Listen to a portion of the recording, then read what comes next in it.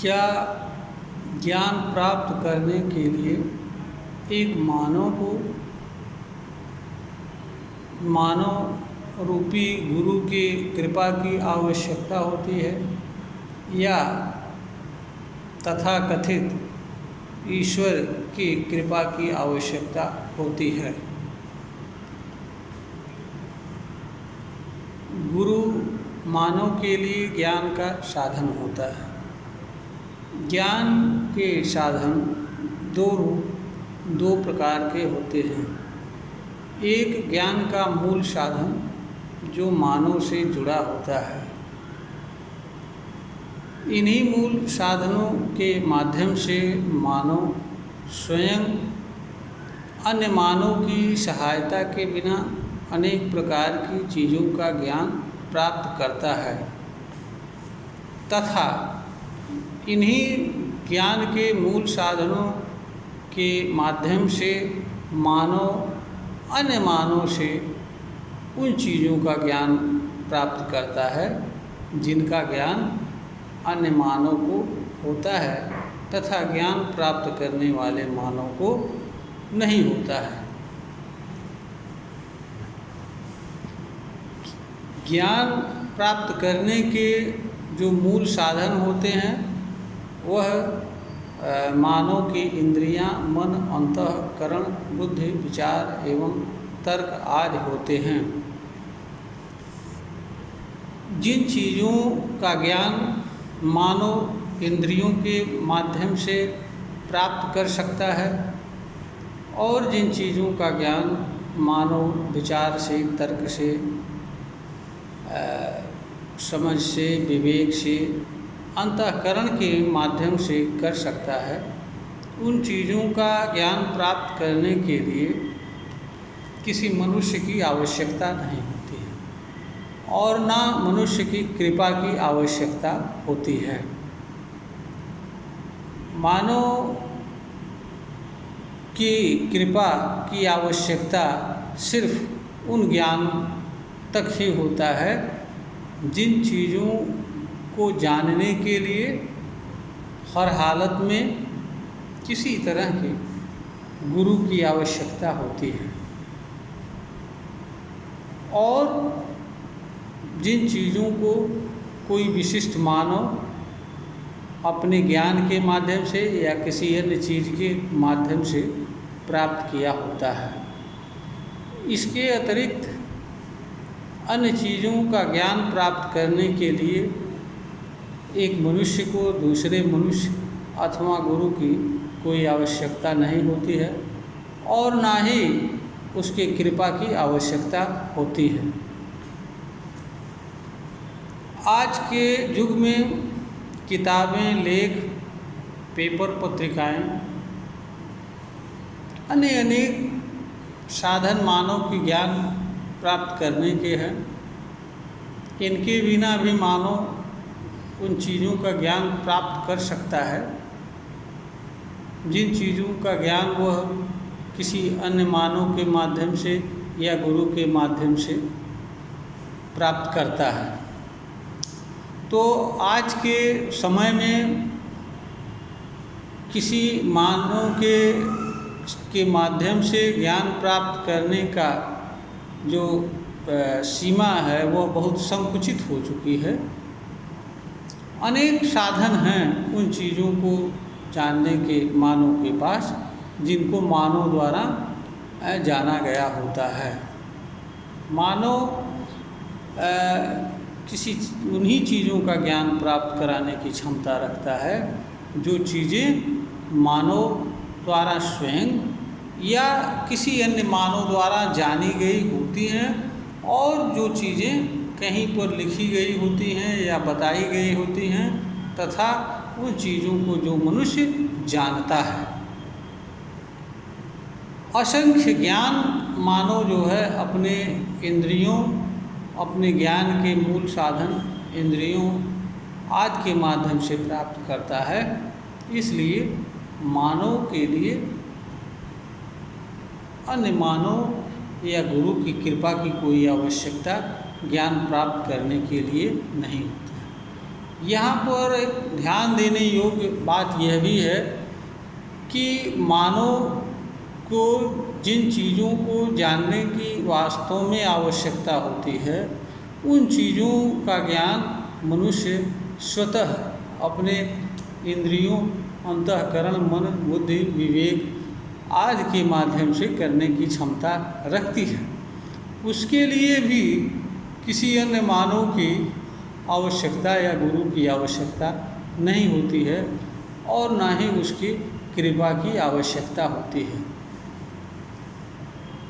अब रही बात ईश्वर की कृपा, यहाँ पर ध्यान देने योग्य बात यह भी है कि ईश्वर मानव जैसी चीज़ नहीं होता है और ना तो वह कृपा करता है और ना ही वह उसकी कृपा की किसी की आवश्यकता होती है।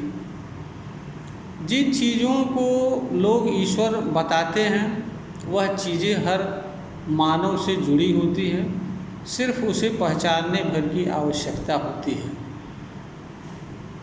वही चीज़ जिसे लोग ईश्वर कहते हैं या बताते हैं या जानते हैं या समझते हैं, वह चीज़ मानव से जुड़ी रहते हुए मानव को जन्म प्रदान करती है, जिंदा रखती है तथा मानव को चैतन्य स्वरूप प्रदान किए रहती है, जिसके कारण मानव किसी चीज़ को जान व समझ पाता है। क्योंकि मानव के ज्ञान की क्षमता एवं आवश्यकता उसके चैतन्य अवस्था तक ही आवश्यक होती है।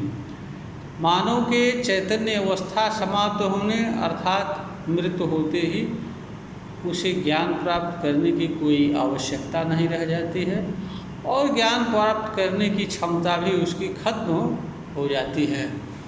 तो जहाँ तक ईश्वर के कृपा की बात है, ईश्वर ईमानदारी से देखा जाए तो मानव के साथ जुड़ा रहता है, मानव को जीवित रखता है, जीवित स्वरूप प्रदान करता है, चैतन्य स्वरूप प्रदान करता है, जिसके माध्यम से जो है मनुष्य ज्ञान प्राप्त करने की क्षमता रखता है और किसी चीज़ का ज्ञान प्राप्त करता है। जो विचारधाराएं यह कहती हैं कि ज्ञान प्राप्त करने के लिए ईश्वर की कृपा की आवश्यकता होती है और ईश्वर कृपा तब करता है जब गुरु कृपा करता है, यह विचारधाराएं वस्तुतः मानव के अज्ञान का स्वरूप हैं। यह मानव समाज में ज्ञान की अपनी दुकानदारी स्थापित करने के लिए इस तरह की बातें कही गई। इस तरह की बातें असत्य हैं, अनर्थकारी हैं। यह मानव समाज में अज्ञान को फैलाने का कार्य करती है। यह सब चीज़ें क्यों लिखी गई, किस कारण से लिखी गई, यह बातें वही लोग जान व समझ सकते हैं। किंतु इन बातों से ज्ञान पर दुकानदारी अवश्य कुछ लोगों की स्थापित होती है और कुछ लोगों को अंधकार की तरफ इसके माध्यम से ढकेलने में मदद मिलती है। इसलिए जो बातें यह कहती हैं कि ज्ञान के लिए गुरु की कृपा की आवश्यकता होती है और ईश्वर की कृपा की आवश्यकता होती है, यह बातें निराधार मिथ्या है, अज्ञानपूर्ण है। ऐसी बातों को मानव को नहीं मानना चाहिए। मानव जो ज्ञान किसी गुरु के माध्यम से प्राप्त करता भी है, वह मानव के ज्ञान जितनी चीज़ें मानव जानता है उसमें उसका बहुत छोटा सा स्थान होता है। वास्तव में मानव अपने जो पास विद्यमान जो ज्ञान के मूल साधन होते हैं उन्हीं के माध्यम से वो ज्ञान प्राप्त कर पाता है। क्योंकि मानव जितना अपने ज्ञान के मूल के साधनों का उपयोग सम्यक दिशा में करता है उतना ही वह ज्ञान प्राप्त कर पाता है और जिन चीज़ों को वह जानना चाहता है या जिन चीज़ों को जानने की आवश्यकता उसे होती है उन्हीं चीज़ों को वह जान सकता है। अगर मनुष्य के पास ज्ञान के मूल साधन ना हो तो अन्य साधन व्यर्थ साबित होते हैं, अन्य साधनों का कोई मतलब नहीं रहता है। दूसरा, अगर मनुष्य ज्ञान प्राप्त न करना चाहे तो ज्ञान का कोई भी ऐसा साधन नहीं है कि जो मनुष्य को ज्ञान प्राप्त करा सकता है, चाहे वो गुरु हो या कोई अन्य साधन हो। तो वस्तुतः ज्ञान मनुष्य की ज्ञान क्षमता और उसके साथ जो मूल साधन जुड़े हुए हैं उन पर निर्भर करता है, तथा जिन चीज़ों को मनुष्य जानना आवश्यक समझता है, उचित समझता है और जिनको जानने के लिए वह प्रयास करता है, वह जान जाता है। यहाँ पर ध्यान देने योग्य बात यह भी है कि वास्तव में जिन चीज़ों को जानने की आवश्यकता मनुष्य को होती है या जिन चीज़ों को मनुष्य जानना चाहता है, वह किसी न किसी माध्यम से उन चीज़ों को जान ही लेता है, भले ही वह उन चीज़ों को जानने में उसका काफ़ी परिश्रम करना पड़े, उसके जीवन का लंबा समय गुजर जाए, किंतु वह किसी न किसी माध्यम से जान लेता है। वह किसी विशिष्ट व्यक्ति के सहारे नहीं रहता है और कोई न कोई व्यक्ति मिल ही जाता है, कोई न कोई साधन मिल ही जाता है जिसके माध्यम से वह जान जाता है। किसी पर्टिकुलर व्यक्ति या पर्टिकुलर गुरु की कृपा की आवश्यकता मनुष्य को ज्ञान प्राप्त करने के लिए नहीं होती है। और आज के युग में तो सारे ज्ञान अनेक माध्यमों के माध्यम से जाने जा सकते हैं। आज तो गुरु जैसी चीज़ पैसे पर मिलती है और पैसा खर्च करके किसी से भी वह चीज़ें जानी जा सकती हैं जिन चीज़ों को वह जानता है। इसलिए आज के डेट में कृपा जैसी चीज़ की तो कोई बात ही नहीं रह गई है। रही बात ईश्वर की, तो ईश्वर कोई मनुष्य नहीं होता है कि वह कृपा करता है तभी मनुष्य जानता है। ईश्वर जिसे कहा जाता है वह तो वास्तव में हर मनुष्य के साथ जुड़ा रहता है, जिंदा रखता है, जीने की क्षमता प्रदान करता है, ज्ञान प्राप्त करने की क्षमता प्रदान करता है और उन चीज़ों को जानने के लिए निरंतर प्रेरित करता है जिन चीज़ों को मनुष्य को जानना आवश्यक होता है। यह किसी की कॉपीराइट ईश्वर नहीं होता है और ना ही वह किसी के अनुसार कार्य करने वाला होता है। इस तरह की जो बातें कही जाती हैं कि ज्ञान प्राप्त करने के लिए ईश्वर की कृपा की आवश्यकता होती है और ईश्वर तब कृपा करता है जब उस पर गुरु कृपा करता है, यह वस्तुतः ज्ञान की एक प्रकार की दुकानदारी है। और ऐसे लोग मानव समाज के दुश्मन होते हैं, मानव समाज को अंधकार में ढकेलने का कार्य करते हैं।